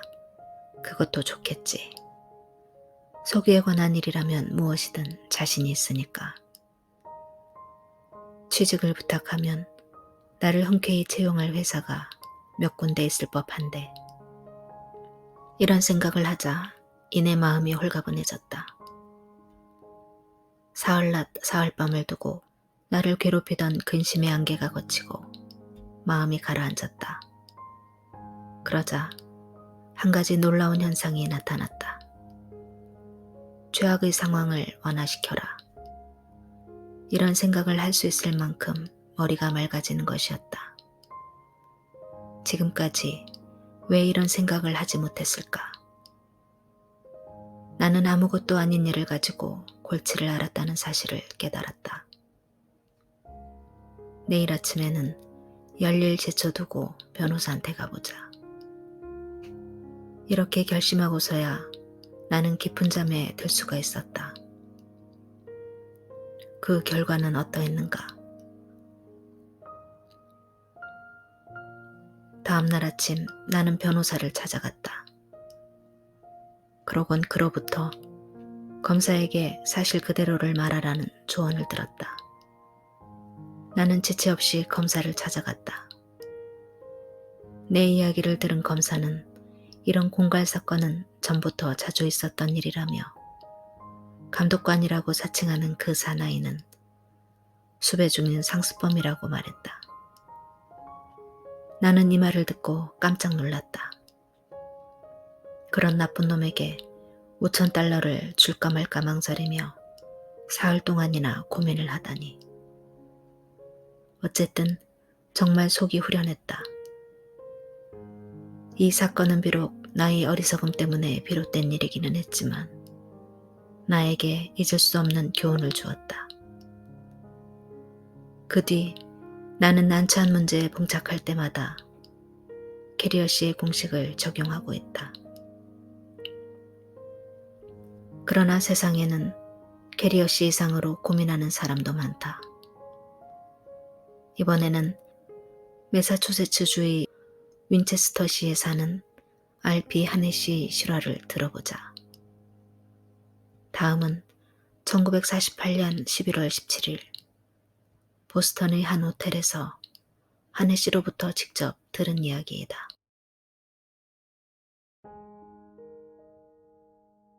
관을 가지고 여행하라. 나는 사소한 일에도 몹시 고민을 하는 성격 때문에 20대의 위궤양을 앓게 되었다. 어느 날 밤 나는 많은 피를 토하고 시카고의 노스웨스턴 대학 부속병원에 입원하게 되었다. 몸무게가 175파운드에서 무려 90파운드로 줄었고 세 사람의 의사들은 하나같이 나의 병을 불치라고 진단했다. 1시간마다 먹는 음식이라고는 알칼리성의 분말과 반 숟가락 정도의 밀크와 크림뿐이었다. 게다가 간호사가 조석으로 위에 고무관을 집어넣어 그 안의 것들을 빼냈다. 이러기를 몇 달, 마침내 나는 이런 생각을 하기에 이르렀다. 나에게 남은 것이 죽음밖에 없다면 이제부터 남은 시간을 최대한 활용하기 위해 세계 일주 여행을 떠나자. 나의 이런 결심을 들은 의사들은 깜짝 놀랐다. 어림없는 소리. 의사들은 내 결심을 광기라고 몰아붙였다. 그러곤 자신들의 만류를 뿌리치고 세계 일주 여행에 나섰다가는 필시 바다에서 장사를 지내게 될 게 뻔하다고 말했다. 그러나 나는 의사들의 만류와 경고를 뿌리치고 미국을 출발했다. 여행을 하는 도중 나는 서서히 알칼리성 분말의 복용 횟수를 줄여나갔고 위장을 씻어내는 일도 그만두었다. 그러고는 온갖 종류의 음식, 심지어는 내 몸에 아주 해롭다는 이국의 음식들까지도 거리낌 없이 먹기 시작했다. 며칠 뒤에는 독한 잎담배까지 피웠고 하이볼도 마시게 되었다. 나는 정말로 오랜만에 즐거운 나날을 보냈던 것이다. 배를 타고 수말리길을 여행하는 동안 심한 풍랑과 태풍을 만나기도 했지만 설마 그 때문에 죽으려 하는 야릇한 모험심에 이끌려 유쾌한 흥분을 느끼기까지 했다. 나는 배 안에서 여러 가지 게임도 즐기고 노래도 불렀다. 새로운 친구들과 어울려 밤을 새운 적도 있었다. 그러다가 중국과 인도에 도착했을 때 나는 이제까지 나를 괴롭혔던 사업상의 고통 따위는 동양의 빈곤과 기아에 비한다면 지상 천국이었다는 것을 깨닫게 되었다. 놀랍게도 이때부터 나는 부질없는 걱정을 전부 잊을 수가 있었으며 하루하루가 몹시 즐거웠다. 미국에 돌아왔을 때 내 몸무게는 90파운드나 늘어 있었고 위궤양 따위는 언제 알았냐 싶게 나아 있었다. 건강이 좋아진 것은 말할 것도 없었고 그전처럼 사업에 전념할 수도 있었다. 그 뒤 나는 지금까지 한 번도 심하게 앓은 적이 없다. 한혜 씨는 자기도 모르는 사이에 고민을 극복하는 마술적 공식을 실천했던 것이다. 첫째, 그는 일어날 수 있는 최악의 사태는 무엇일까? 라고 자문했다. 물론 그 대답은 죽음이었다. 둘째, 그는 죽음을 받아들일 마음의 준비를 했다. 그 밖에는 별 도리가 없었기 때문이다. 의사들까지도 그의 병을 고칠 수 없다고 단언했다. 셋째, 그는 남겨진 짧은 시간을 가능한 한 즐겁게 보냄으로써 상황을 보다 나은 방향으로 이끌어가려고 노력했다. 만약 그가 세계 일주를 하는 동안에도 고민을 계속했더라면 그는 아마 관 속에 누운 시체로 돌아왔을 것이다. 그러나 그는 마음 편하게 지냈다. 이와 같은 정신의 안정이 그에게 새로운 힘을 주었으며 그것이 그의 목숨을 건져주었던 것이다. 만일 여러분에게 고민거리가 있다면 게리어 씨의 마술적 공식을 실천하라. 1. 일어날 수 있는 최악의 사태는 무엇인가? 라고 자문한다. 2. 도저히 어찌할 수 없는 일이라면 그것을 받아들일 준비를 한다. 3. 그런 후 차분히 그 최악의 사태를 개선해 나간다.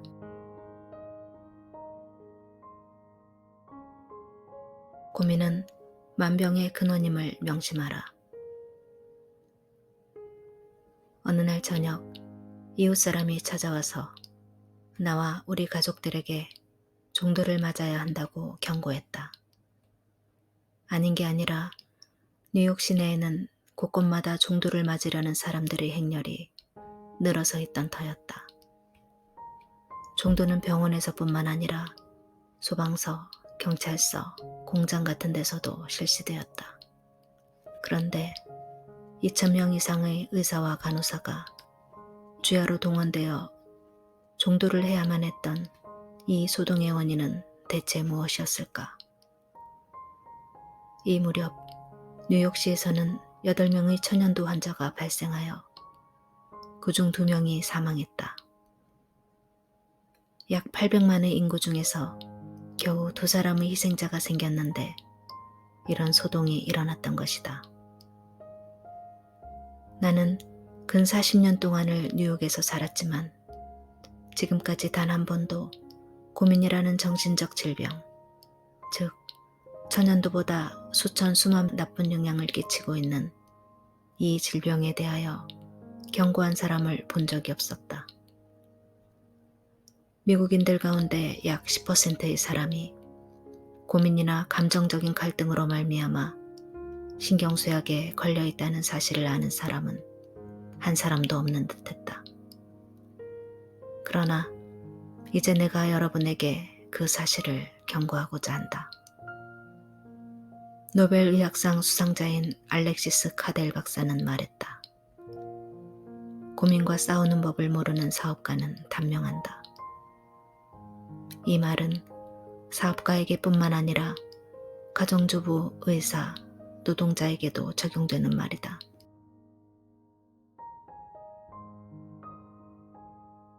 위궤양의 80%는 고민 때문에. 몇 년 전 나는 산타페 철도회사의 의무관이며 그 지역 병원협회 회장인 고버 박사와 함께 텍사스에서 뉴멕시코까지 자동차 여행을 한 적이 있었다. 그때 우리는 고민이 인간에게 미치는 영향에 대해서 이야기를 주고받았는데 그는 이런 말을 했다. 병원을 찾아오는 환자의 70%는 고민과 공포감에서 벗어나기만 하면 완쾌되는 사람들이다. 그렇다고 해서 그들의 병이 단순히 기분에 의해서 좌우된다는 뜻은 물론 아니다. 심한 치통이라든가 무서운 중증 따위는 결코 기분 탓일 수는 없다. 신경성 소화불량, 위궤양, 심장병, 불면증, 두통, 그리고 어떤 종류의 마비 등도 확실히 고민에 의해서만 일어나는 병은 아니다. 이러한 병들은 현실적으로 고통을 동반한다. 나는 나 자신이 12년 동안이나 위궤양으로 고생을 했기 때문에 나는 이 사실을 잘 알고 있다. 그러나 공포는 고민의 원인이 된다. 공포는 사람을 긴장시키고 초조하게 하며 위신경에 영향을 주어 위액의 분비에 이상을 초래하여 때로는 위궤양으로까지 발전시킨다. 이에 대해서 조지 푸에프 몬타규 박사도 그의 저서에서 이렇게 말한 적이 있다. 위궤양의 원인은 음식에 있는 것이 아니라 인간의 마음을 좀먹는 고민에 있다. 또 WC 알바레스 박사는 메이어 진료소에서 위 진찰을 받은 1,500명의 환자를 대상으로 연구한 결과 다음과 같은 결론을 얻었다. 위궤양은 때때로 감정적 긴장의 강약에 따라 일어나기도 하고 가라앉기도 한다. 그 가운데 약 80%는 아무런 육체적인 원인을 발견할 수가 없었다. 말하자면 심리적인 공포, 불안, 증오, 극단적으로 이기적인 현실 사회에 적응할 수 없는 무능력 등이 위장병의 원인이었던 것이다. 라이프지에 의하면 위궤양에 의한 사망자 수는 전체 사망 원인 중 10위를 차지하고 있다고 한다. 그러고 보면 위궤양은 정말 불치의 병인지도 모르겠다.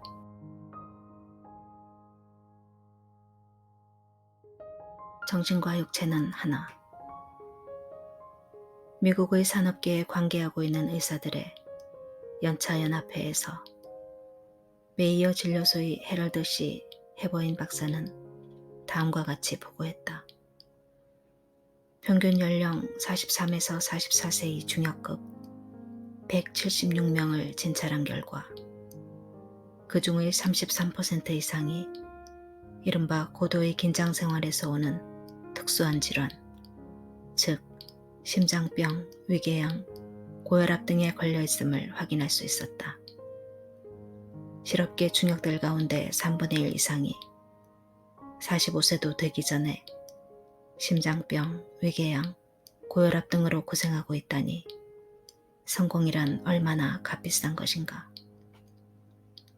그러나 온 세계를 모두 차지한다 해도 건강을 잃으면 무슨 소용이 있으랴. 온 천하를 소나기에 넣었다 하더라도 그의 침대는 하나로 족할 것이요. 하루 3끼를 먹었을 뿐이다. 이것은 시궁창을 파는 노동자라도 다를 것이 없다. 그들은 오히려 앞서 말한 중역들보다 숙면을 취할 수 있고 맛있는 식사를 할 수 있을 것이다. 솔직히 말해서 나라면 철도에서나 담배 공장을 경영하다가 45살에 건강을 망치기보다는 농사를 지으며 사는 게 훨씬 나을 것 같다. 담배 얘기가 나오니 마침 생각나는 일이 있다. 최근 세계적으로 가장 유명한 관련 제조업자가 캐나다의 울창한 숲속을 산책하다 심장마비로 갑자기 세상을 떠났다. 막대한 재산을 남기고 61세의 나이로 급사를 했던 것이다. 어쩌면 그는 사업성의 성공과 자신의 수명을 맞바꾼 것은 아닐까. 나는 그 백만장자보다는 81세의 나이에 무일푼으로 돌아가신 미주리주의 가난한 농부였던 내 아버지가 훨씬 보람있는 삶을 살았다고 생각된다. 유명한 메이어 형제는 미국 내에 있는 병원 침대의 과반수를 신경병 환자가 차지하고 있다고 발표한 적이 있다. 그러나 그들이 시체를 해부하여 정밀 조사를 해본 결과 대부분의 경우 그들의 신경조직은 건강한 사람들의 그것과 다를 바가 없었던 것으로 밝혀졌다. 이것은 그들의 신경의 고장은 신경의 물리적 태화에 의한 것이 아니라 실패, 고뇌, 공포, 패배, 절망 등의 감정에서 비롯되었다는 사실을 반증하는 것에 다름 아니다. 플라톤은 의사가 범하는 최대의 잘못은 우선 마음을 치료하려 하지 않고 육체를 고치려는 데 있다. 사람의 마음과 육체는 하나이므로 그것을 따로 취급해서는 안 된다 라고 말했다. 어쨌든 의학이 위대한 진리를 깨닫기까지 2300년이라는 기나긴 세월이 걸렸다. 그리고 최근에는 정신신체의학이라고 불리는 새로운 의학이 발발하고 있다. 이것은 이른바 정신과 육체를 하나로 보는 의학이다.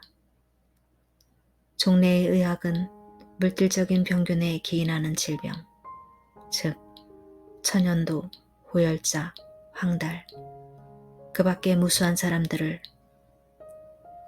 불행한 죽음으로 몰고 간 질병들을 박멸할 수는 있었으나 번뇌, 공포, 증오, 절망 등의 감정에 의해서 비롯된 정신적, 육체적 질병을 고칠 수는 없었다. 이러한 정신적 질환에 의한 사망률이 놀라운 속도로 높아가고 있는데도 말이다.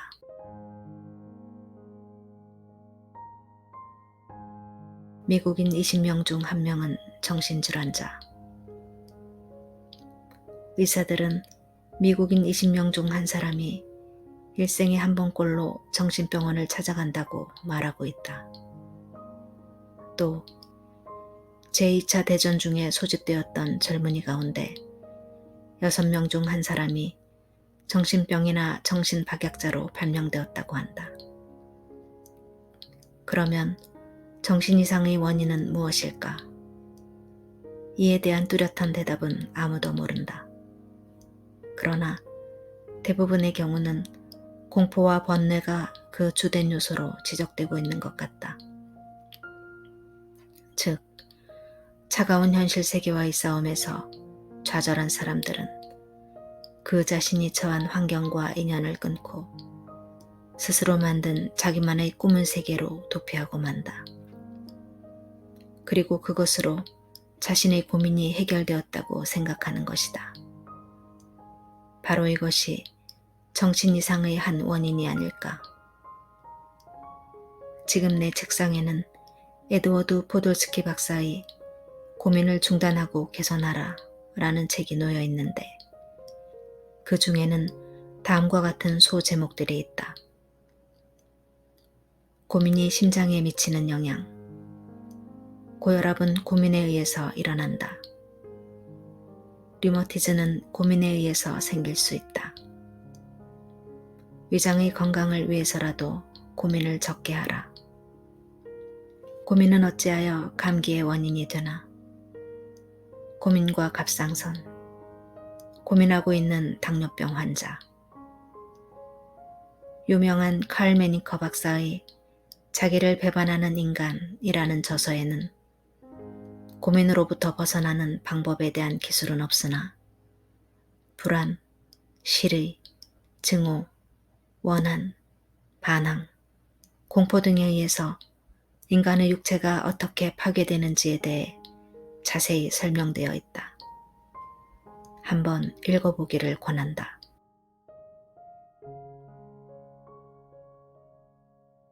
고민은 건강한 사람도 병들게 한다. 고민은 아무리 건강한 사람이라 할지라도 병들게 한다. 그랜트 장군은 남북전쟁이 끝날 무렵에 가서야 이 사실을 알게 되었다. 다음은 그의 일화이다. 그랜트 장군은 9개월에 걸쳐 리치먼드를 포위하고 공격했었다.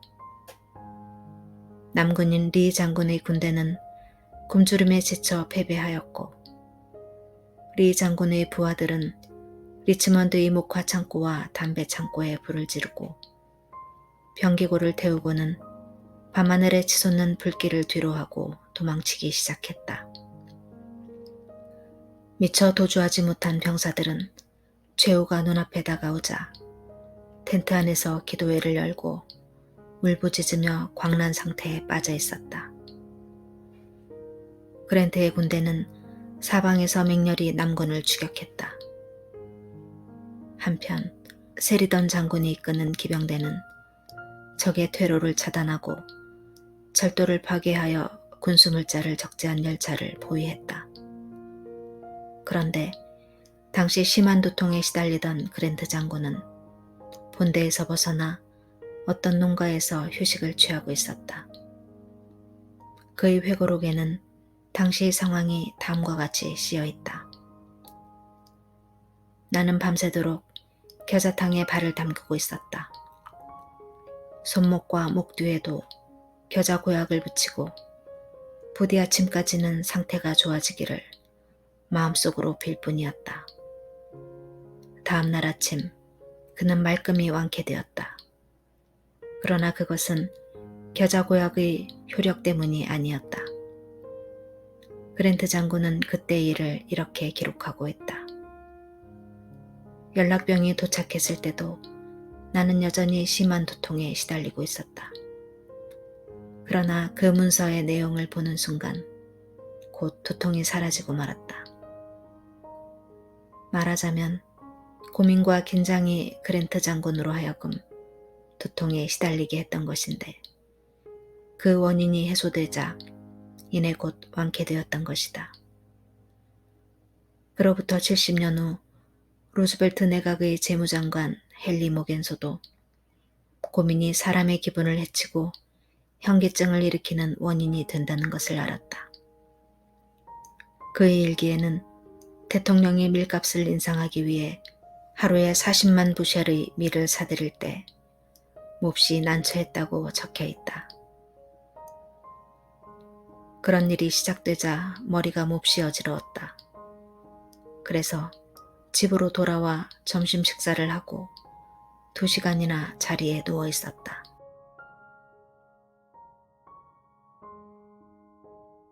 고민은 당뇨병, 관절염, 중치, 갑상선 질환도 야기시킨다. 나는 고민이 사람에게 미치는 영향을 알아보기 위해 도서관이나 의사를 찾아갈 필요가 없다. 왜냐하면 나는 이 책을 쓰고 있는 내 집의 유리창을 통해서 그것을 볼 수 있기 때문이다. 지금 내가 살고 있는 일가 구내에는 고민으로 말미암아 심한 신경쇠약증에 걸린 사람도 있고 당뇨병을 앓고 있는 이도 있다. 그런데 당뇨병을 앓고 있는 이는 주식값이 폭락했기 때문에 혈액 중의 당분과 오줌의 양이 급속하게 상승했다고 한다. 프랑스의 위대한 철학자 몽테뉴가 고향인 보르도에서 시장으로 당선된 후 시민들에게 이런 말을 했다. 나는 여러분의 어려운 일에 대해서는 기꺼이 손을 빌려드릴 생각입니다만 그것을 나의 간이나 배에까지 미치게 할 생각은 주어도 없습니다. 고민으로 인해 관절염이나 중풍에 걸려 반신불수가 되는 사람들도 있다. 코넬 대학의 교수인 러셀 세실 박사는 관절염에 관한 한 세계적인 권위자인데 그는 가장 많은 관절염의 원인으로 결혼의 파탄, 경제적인 재난과 비극, 고독과 근심, 오랫동안 쌓인 원한 등 4가지를 들고 있다. 물론 위에서 열거한 4가지의 감정적 조건만이 관절염의 유일한 원인은 아니다. 관절염에도 여러 가지 원인에서 오는 갖가지 종류가 있다. 그렇지만 관절염을 일으키는 가장 보편적인 원인은 세실 박사가 제시한 이 4가지인 것이다. 내 친구 중의 한 사람이 불경기로 인해 심한 경제적 타격을 받았다. 가스회사는 가스를 끊었고 은행은 집을 차압했다. 그러자 그의 부인이 갑자기 심한 관절염에 걸렸다. 온갖 약을 다 써보았지만 아무런 효과가 없었다. 남편의 경제 상태가 호전될 때까지 그녀의 병은 계속되었다. 또 고민은 충치의 원인이 되기도 한다. 윌리엄 맥코니 박사는 미국 치과학회에서 고민, 공포, 잔소리 등에서 오는 불쾌한 감정은 칼슘의 밸런스를 잃게 하여 충치의 원인이 된다고 경고한 바 있다. 실제로 박사를 찾아온 어떤 환자는 병원에 입원한 3주일 동안 충치가 무려 9개나 생겼다고 한다. 병원에 입원하기 전까지 그는 치아가 건강하기로 유명했다. 이것은 고민이 그 원인이었다고 밖에 달리 설명할 길이 없는 현상이다. 여러분은 갑상선에 이상이 생긴 사람을 본 적이 있는가? 나는 부들부들 떨면서 금세 죽을 것 같은 모습을 하고 있는 갑상선 환자를 본 일이 있다. 이런 증세는 신체를 조절하는 갑상선의 분비가 고르지 못한 때문이라고 한다. 그래서 가슴이 몹시 뛰며 온몸이 마치 통풍 조절 장치를 활짝 열어놓은 난로처럼 활활 타오르는 것이다. 수술이나 그 외 다른 방법으로 그것을 저지하지 않는 한 그의 몸이 까맣게 타버리고 말 것만 같았다. 얼마 전 나는 갑상선에 걸린 친구와 함께 필라델피아로 가 이 방면의 명이라고 알려진 이스라엘인 부담 박사의 진찰을 받기로 했다. 그런데 그의 병원 대기실에는 커다란 액자에 넣은 다음과 같은 주의서가 걸려 있었다. 사람의 마음을 가장 부드럽게 해주고 기운을 돋게 해주는 힘은 건전한 종교, 수면, 음악, 웃음이다. 주님께 신뢰를 바쳐라. 깊이 잠들라. 음악을 즐겨라. 그리고 인생의 익살스런 면에도 눈을 돌려라. 그러면 건강과 행복을 얻을 수 있으리라. 박사가 내 친구에게 한 첫 질문은 어떤 감정적 고민 때문에 이런 증상이 일어났는가였다. 그는 또 만일 이대로 고민을 계속한다면 심장병, 위궤양, 당뇨병까지 병발할지도 모른다고 경고했다. 그러곤 이런 병들은 모두 서로 사촌지간이라고 덧붙이는 것이었다. 나는 그때 모르긴 해도 그의 말은 아마 사실일 거라고 생각했었다.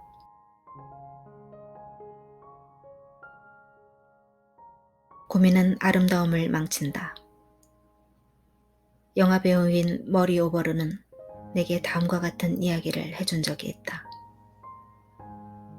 나는 결코 사소한 일 때문에 걱정하지 않기로 작정했습니다. 공연히 그런 걱정을 하다가는 스크린에서의 연기도 망치게 되고 얼굴에 주름살만 생길 테니까요. 내가 처음 영화계에 입문했을 무렵에는 걱정 때문에 안절부절 못한 적이 한두 번이 아니었죠. 더구나 나는 인도에서 온 풋내기였기 때문에 런던에는 아는 사람이라곤 단 한 분도 없었어요. 두서너 분의 제작자를 찾아갔습니다만 아무도 나를 채용해 주지 않았죠. 수중에 있던 얼마 되지 않은 돈도 점점 떨어져 갔습니다. 2주일 동안을 과자와 맹물만으로 지내야 했던 적도 있었습니다. 그러자니 몸이 성할 리가 없었죠. 그때 나는 나 자신에게 말했습니다. 너는 바보일지도 몰라. 이래가지고서야 어떻게 영화계에 발을 디딜 수 있겠니? 더구나 경험도 없고 연기 같은 것은 해본 적도 없잖아. 너에게는 얼굴이 조금 예쁘다는 것밖에 아무것도 없어. 나는 거울로 갔습니다. 그리고 거울을 들여다보았습니다. 그때 나는 고민이 온통 내 얼굴을 뒤덮고 있다는 사실을 깨달았습니다. 그래서 스스로에게 타일렀죠. 이런 짓은 당장 그만두어야 해. 언제까지 고민만 하고 있을 수는 없잖아. 이러다 단 하나의 미천인 얼굴마저 망쳐버리고 말겠어.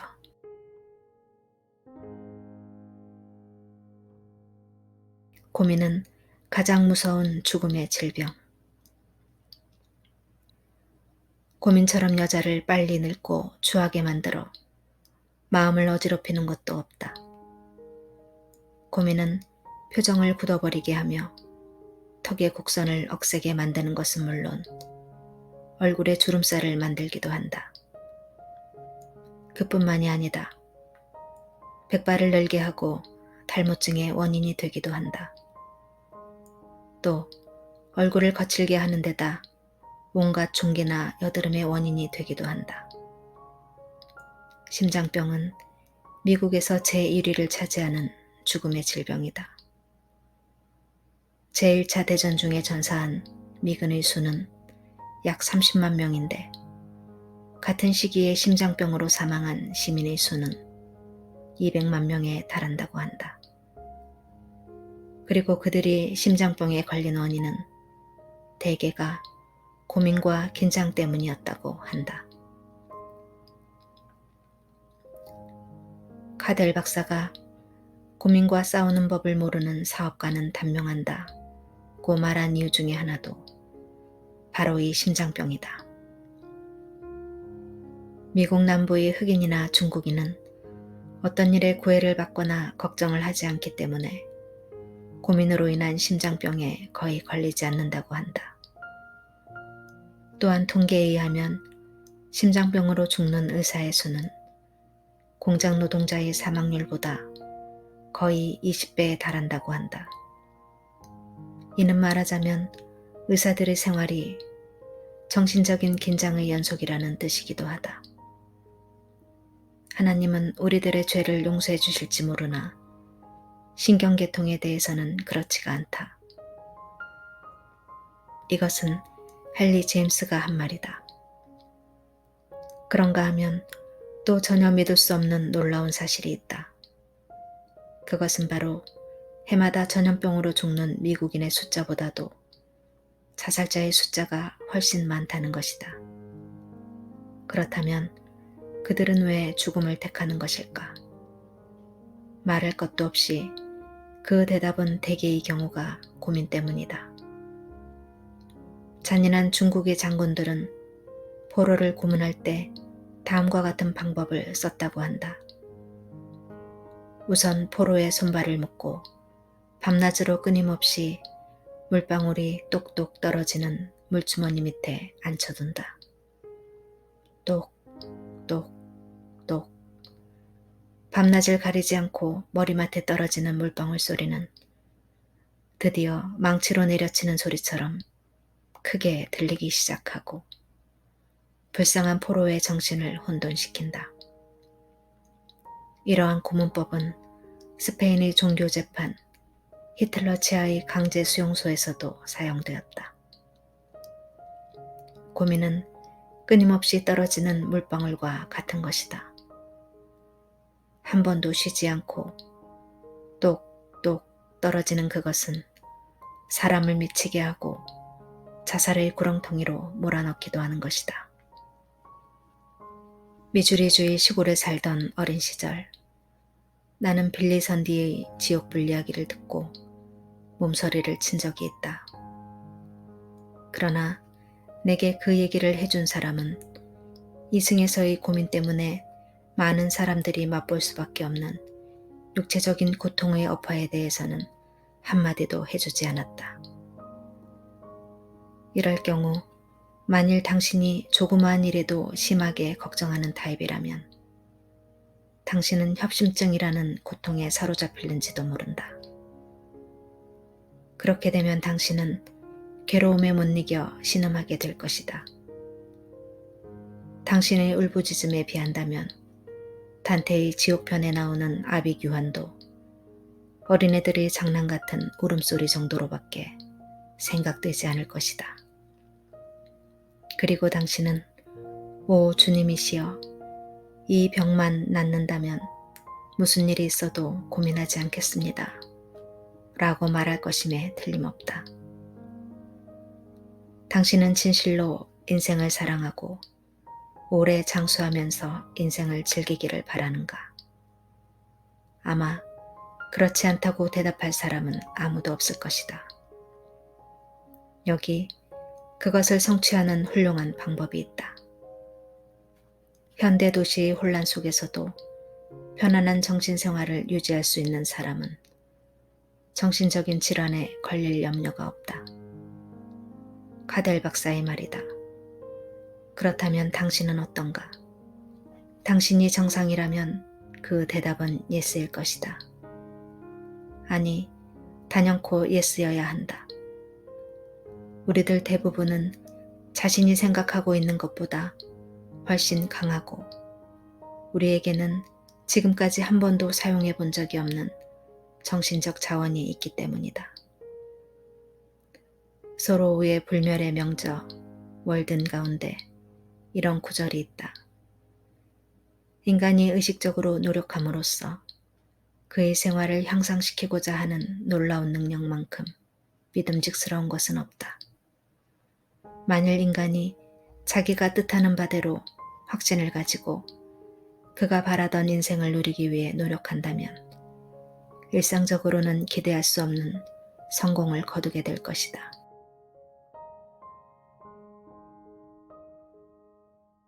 되돌아간 죽음의 사자. 이 책을 읽는 대부분의 독자들은 울과 자비에 이어서 못지않은 의지력과 정신적 자원을 가졌으리라고 생각한다. 아이다호의 커르 달렌에 살고 있는 그녀는 누구보다도 비극적인 환경에 처해 있음에도 불구하고 고민은 충분히 극복할 수 있는 것이라는 사실을 깨달았다. 그러나 내가 이 책에서 되풀이 설명하고 있는 진리를 적용한다면 누구라도 그런 깨달음을 얻을 수 있을 것이다. 일가씨가 내게 들려준 이야기는 이러하다. 나는 8년 반 전 의사로부터 암이라는 무서운 병으로 죽음을 선고받았습니다. 하지만 나는 아직 젊은 나이에 그렇게 허망하게 죽고 싶지 않았어요. 그래서 주치의에게 전화를 걸어 마음속의 절망감을 털어놓았습니다. 그러자 그는 냉정하게 나를 꾸짖는 것이었습니다. 어쩌자고 그러세요, 올가 씨. 당신에게는 그 정도의 참을성도 없습니까? 울고만 계시다가는 정말 큰일 납니다. 지금 당신의 병세는 확실히 악화되고 있어요. 그러니 마음을 굳게 먹고 현실과 싸워야 합니다. 고민은 몸에 해로워요. 어쨌든 최선을 다해야 되지 않겠어요? 이 말을 듣고 나는 즉석에서 마음속 깊이 다짐했습니다. 더 이상 고민하지 않겠어. 울지도 않겠어. 만일 물질보다 월등한 정신력이라는 것이 있다면 나는 반드시 이겨낼 거야. 나는 결코 죽지 않아. 리듐을 사용할 수 없을 만큼 병세가 악화되면 보통 하루에 10분씩 30일간 렌트겐선을 쐬지만 나는 49일 동안 하루에 14분 30초씩이나 쐬었습니다. 내 위는 만신창이가 되어 말라빠진 백가죽처럼 솟아나왔고 다리는 납덩이같이 무거워졌습니다. 그러나 나는 결코 실망하지 않았습니다. 한 번도 눈물을 흘리지 않았습니다. 오히려 명랑하게 웃으며 지냈죠. 아무리 명랑해진다 해도 암이 나을 리 없겠지만 명랑한 정신적 태도야말로 병을 감당해내는데 보탬이 되리라고 믿었기 때문입니다. 아무튼 나는 거의 기적적으로 암을 치유했습니다. 그리고 최근 수년 동안 나는 그전보다도 훨씬 더 건강해졌어요. 이것은 모두 현실과 대결해야 한다. 고민을 걷어치워라. 그리고 어떻게든 노력해보라는 내 주치의의 격려 덕분이었습니다. 나는 여기서 카델 박사의 고민과 싸우는 법을 모르는 사업가는 단명한다 라는 말을 되풀이 강조하지 않을 수 없다. 예언자 마호메트의 광신자들은 자신의 가슴에 코란의 성구를 문신하고 있다. 그러나 나는 이 책을 읽는 독자들의 가슴에 이 말을 새겨주고 싶다. 고민과 싸우는 법을 모르는 사업가는 단명한다. 카델 박사는 대체 누구를 향해 이 말을 했던 것일까? 그것은 바로 혹 당신이 아닐까?